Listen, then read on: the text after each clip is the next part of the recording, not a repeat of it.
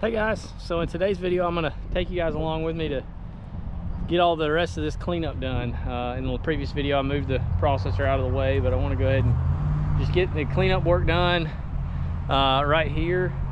So we'll be getting all this stuff over to the fire and then getting all this. I just wanted to kind of show you guys the aftermath of processing here. I do clean out under, this is where the live deck sits, and I do clean out under that occasionally. I'll lift the live deck up and just scrape all this out, because this stuff builds up, especially if you're in some older logs that have been sitting for a little while. They lose a lot of the bark and things like that. And then all this sawdust right here, we utilize that across the yard over here. I just kind of spread it out and gives you a good surface to work off of. It's, you know, a little bit easier on the equipment, and it's just nice nice to be able to waste it, and then it just kind of decomposes down and makes some good soil as well. But not that we use the soil for anything, but it just makes a nice area to work. So we just waste all the sawdust there. We've tried to, you know, over the years I've actually tried to sell it for people with, you know, horse farms or whatever they may need bedding for and that kind of thing, but never have had much luck and much interest. You know, I've moved a little bit of it that way, but just not near the volume that we produce. So we kind of have to find a way to waste it ourselves. But I'm going to go ahead and also do a little bit more cleanup on the processor and just kind of show you guys what, you know, where you get some debris built up, like areas like that right there. I'm going to try to get all this out of here. You got to do a little bit of hand work, hand picking some stuff. Get the pickaroon in here, that helps too. But just kind of stuff like this that, you know, you don't think about and don't really take into consideration when you're getting a processor, and, you know, thinking, you know, you're just going to be all production all the time. But, you know, there's more to it. You've got to, you know, you've always got to do stuff like this and make sure everything's working tip top, and take it in the shop every now and then and do a little bit of modifications and tweaking to some things and that kind of thing. So, and I'm definitely going to take you guys along with me once we do get it in the shop and get it where we're doing a little bit of work on it. I want you guys to kind of see what I might take you through, some of the modifications we've done to it over the years, as well as, you know, what I'm doing to it currently. So we're always trying to think of ways we can make something a little bit more efficient, work a little bit smoother, and of course produce more product for us, and make the process a little bit easier on us, you know. Don't get me wrong, one of these processors certainly takes most of the work out of it for us, but there's always room for improvement with anything.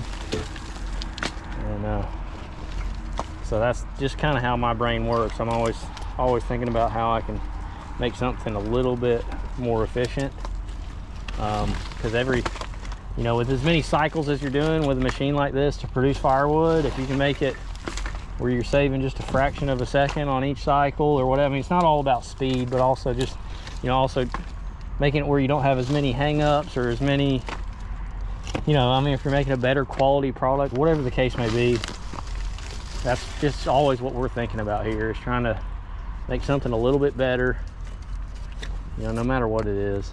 And that just helps your day go a little bit better, you know, if you can try to make things work as smooth as they can. So I will say, having this thing under shelter sure makes this process a lot easier. You know, this is the first time I've ever cleaned it out without this all being just all stuck together from rainwater and everything. So this is nice, I will say that.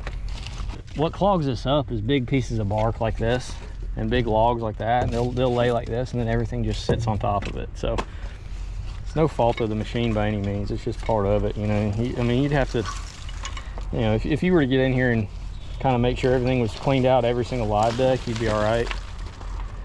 And I mean, really what the majority of this is from the last few live decks, or not last few live decks, last few tractor trailer loads where I knew that I was going to need to be moving this thing anyways. So I just kind of neglected it there at the end, thinking I'm going to be moving it out of the way anyways. And that's what kind of leads to this. It doesn't take long if you just kind of ignore it for 20 cords or so. especially this was some older logs that these last two tractor trailers were, and you can see all this. That's where you get the bigger sheets of bark, is off of those older logs. They'll lose sheets of bark, not just, especially hickory like that right there.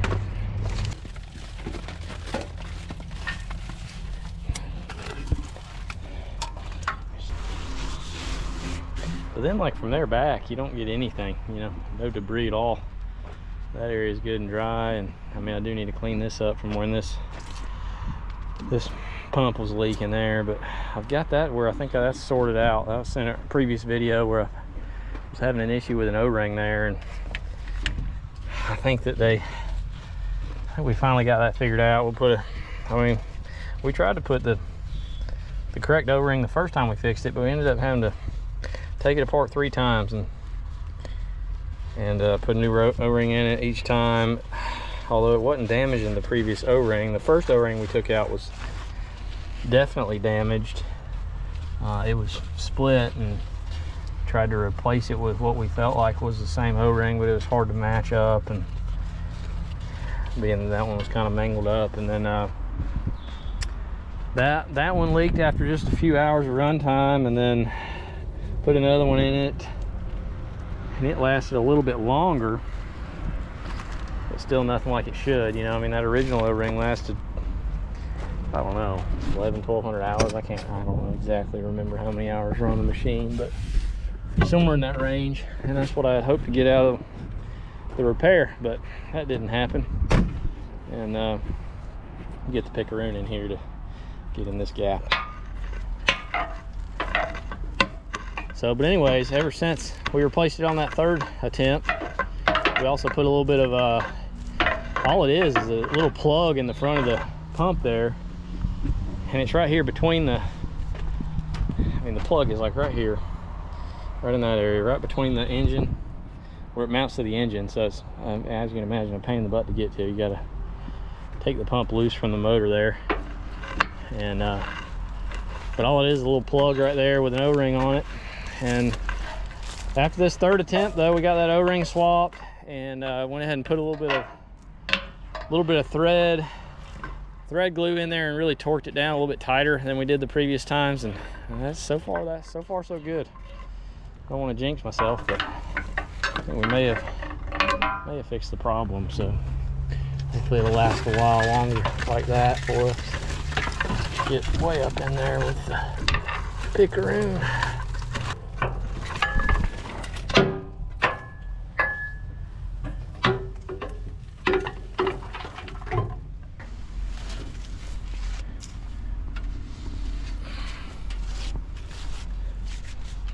Look at that pile that I just scraped up. There was nothing under here.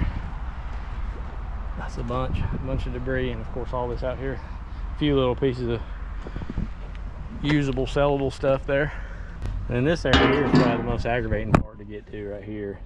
I'm gonna probably pressure wash it off as well after I do the work in the shop to it.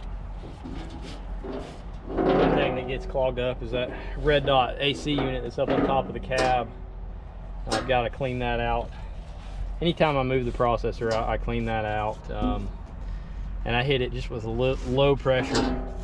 You don't want to hit the coils too hard, of course, with a pressure washer or anything. But I do use the pressure washer. I just have one of those little electric pressure washers, DeWalt. I think it's 2400 psi, and you know, you hit it from a little bit of a distance, and it's never harmed anything. So I just take it easy, use a little common sense when I'm doing it, and that helps. I mean, helps it blow colder having those coils clean. So clean as you can get them, anyways. It's just the fine sawdust just gets hung up in them, you know, with a little condensation and fine sawdust floating around in the air.